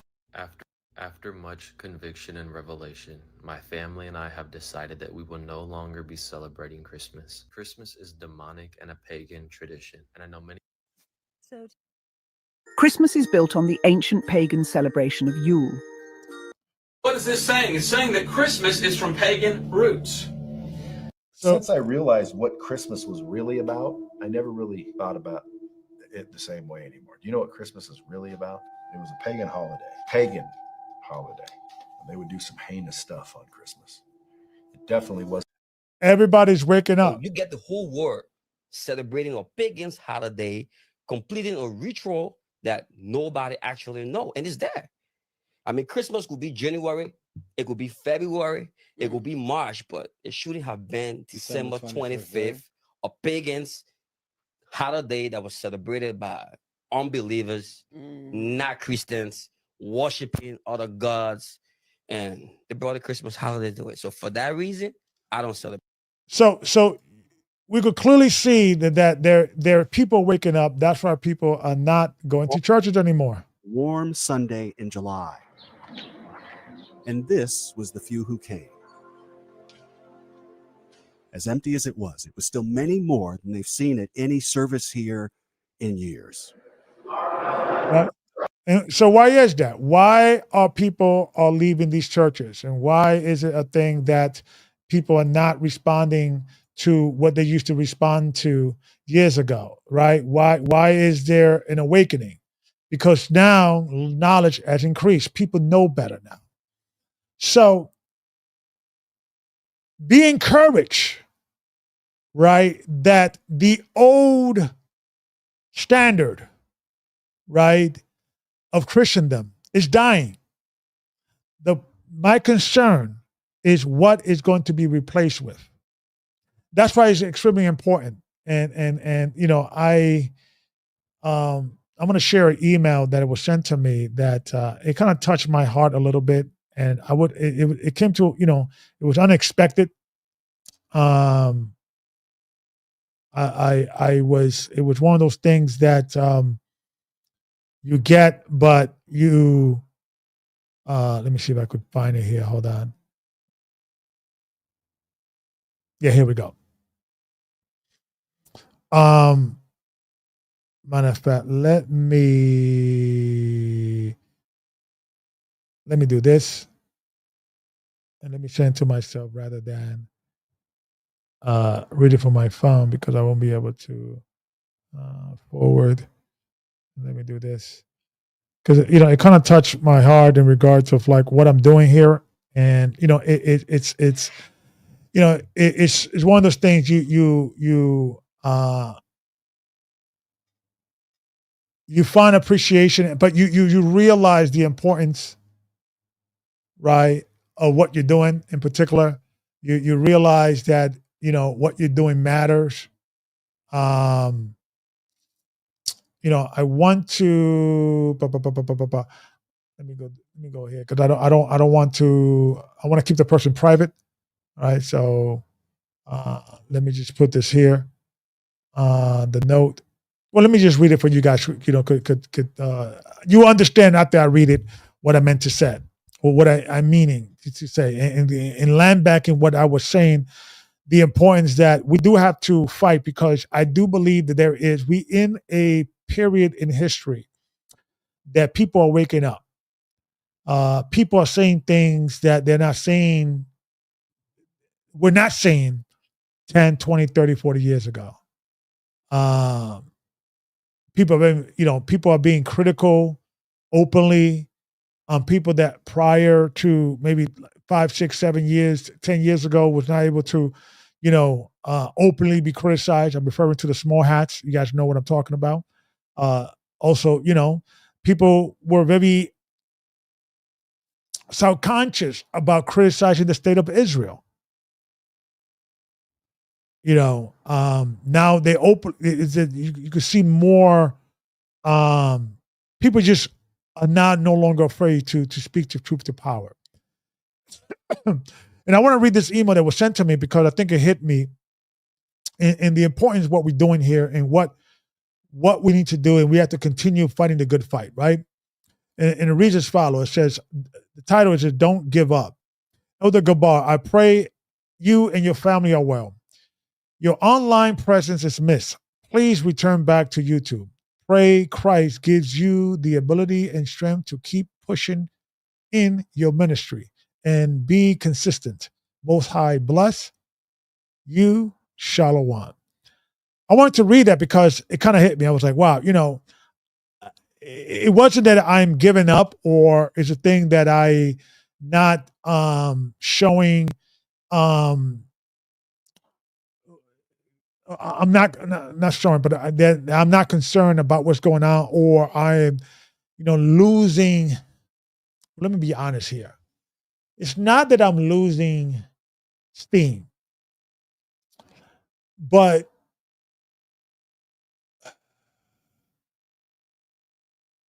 you know, it becomes a situation that life, you know, becomes hard. You know, like I said, I got a family, I got 2 jobs, you know, 1 full-time job, and 1 I'm doing at least 32 hours. So it's almost like 2 full-time jobs. So I'm doing like 80 hours. Well, I would say 32 plus 40. We're talking about like 72 hours a week, 60 hours a week, give or take.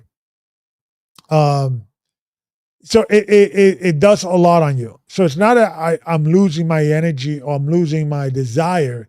It's just, you know, I'm not a spring chicken anymore. So it's I have to prioritize what's important. And what I decided to do, and you know, I spoke to my employers already and so forth, so on, that after New Year's, or not this week, but next weekend, I'm no longer going to be working Friday evening. So that would give me enough time before I could come on Saturday. You know, I love my Shabbat rest. I don't like to focus on things in the world. I like to just want to focus on the Most High, not desire my own desires or my own pleasure on that day, but focus on the Most High. So that's the reason why I spoke to my job. But I'm going to take a pay cut, obviously, and so forth. So, but it's okay because I'm doing it for the Most High. And it's really pricking my spirit working Friday night. So I know there's grace in Christ, and I know that there is, Christ paid our penalty, but we should not stress the grace of Christ. We should not take advantage of it, use it when we only can or when we have to, so to speak. Other than that, man, I'm excited to continue this work. I'm just, dealing with a lot of personal issues in regards of time and just energy, and so forth, so on. You do have to rest. I do try to work out twice, sometimes 2 to 3 times a week. I'm trying to get my black belt in jiu-jitsu, or actually get my brown belt before I get my black. So a lot of that is taking time and so forth, so on. So I have to, sometimes I have to cut certain things, and I have to cut certain employment and so forth, so on. That's why it's important to make sure you guys like and subscribe and so forth, so on. Any donation, any, help you guys want to give is highly needed, and it's appreciated. The information is there below. But that's the reason why I haven't been around. I took a little break. I said, okay, once I'm able to get rid of certain days at work and not work there, it was, Friday night, and I could, give my all for Friday, so Saturday, and so forth, so on. So that's the reason why I haven't been around. But it does take a lot, and I do. This is hard work in the sense that it's just not me turning on the camera and say hello. I got to put these PowerPoint together. I got to put these research together. I don't have a team to do that for me. I do it myself, and so forth, so on. So even that takes some time, right? Because I like to, try to give you guys as much as possible when I come on the show, right? I'm trying to just not just give you me talking to you about whatever I feel on the day. I want to give you more than that. So it takes some time. So everything matters. Time and rest and family and dividing my time properly. But I'm still here. I'm still working hard. I'm still going to continue working hard for you guys. Hopefully after next week, we'll be back 100% on Saturday, and we'll be able to bring forth more lessons and more conversations. So I appreciate you guys for sharing that time with me. Stay strong in regards of this Christmas thing, man. I'm speaking to a friend of mine that he's working on my website. Hopefully I'll be able to put the t-shirt company together in a few months. Hopefully by next year, I'm going to have a t-shirt. I don't celebrate Christmas because I am a Christian, right? And maybe that could be a talking point on why you don't celebrate Christmas. But you have to have that information. You got to have the information. Rome has done a number on us as a society. And we have to break away from Rome. We have to start, going back to the commandments of God. We have to start going back to the teachings of God. We have to go back to basics. But it's that good fight. We have to give that good fight. And we have to come together. Shout out and shalom to all the churches out there that are trying to, seek God in sincerity. Make sure that you are constantly looking at yourself and making sure that if you are a bishop, a deacon, someone who is out there being the representation of God here on earth, make sure that your backyard is clean. Make sure that your church is run efficiently, righteously, righteous judgment, right? That's why the Bible says, let all of us be of one mind and in one judgment, right? In the waiting upon the Lord. We have to make sure we perfect these churches because that's all we have. That's all we have. Yeah, I'm putting together Man Going God's Way. Brother Omar, I think I reached out to you. I don't send me an email. When you get a chance, call me again. I'm going to try it again to call you. I know you tried to reach out a few weeks back and so forth, so on. But I'm here to stay, folks. don't worry. It's just been time and just a lot of things pulling me in different ways and so forth, so on. And that's the reason why I haven't been coming along. After this weekend, I should be coming on every Saturday, God willing. And it's important for us to put in that good work and constantly communicate with each other with these not these understanding in regards to feast days, right? And why we don't celebrate Christmas, right? It's one of the biggest holidays in the world, right? Or they're biggest, right? Next week is coming, so-called New Year's, right? It's another pagan holiday that we Christians don't celebrate, right? Stand strong, stay on your square, stay on your faith, stay on your core principles, because like we just saw a few minutes ago in regards to that video, churches are collapsing. Churches are now becoming a thing of the past because people are waking up. But we have to give them an alternative. Because if all they have is these racist Israelite churches out there, and they're the one that have been prompting up, and they're the one that are popular. Not all churches are racist. Shout out to churches that are not, and so forth, so on. But the majority of the people, what's the alternative, right? They have to go to. So if you are one of the churches that are keeping the principles of God, the commandments of God, and the teachings of Christ, but you're keeping those traditions that were established by God, the Passover, the 7-day Sabbath, the dietary laws, and things of that nature, make sure you're ready to receive these new people. Make sure you have enough information, data to feed these people, because if you don't feed them, they're just going to go back to what they're comfortable to. All right. So I hope this answered, guys, your question. I know there's been some concerns about where am I and so forth, so on. I do apologize for not coming along. For those that enjoy these conversations, I do enjoy having these conversations. And I want to just continue giving no praise to the Most High God, because it's through Him it allows me to breathe every day. And I just want to appreciate everything that you guys have done for me, or the support you got stuck with me. That email gives me motivation. I do appreciate people sending me those information, because it does matter. It does gives me some level of saying, I'm not doing this for no reason, because sometimes it's hard, right? You're wondering if people care that you're doing what you're doing, right? Because there's so many people out there, so many podcasts, so many other contact creators, so to speak, and especially in this field, in Christendom and the Hebrew Israelite community. There's so much out there that you could be listening to. I'm appreciating. I'm one of those people that you consider to be worth watching. So until the next time, may the Most High keep you, until the Most High watch you. Shalom and blessings.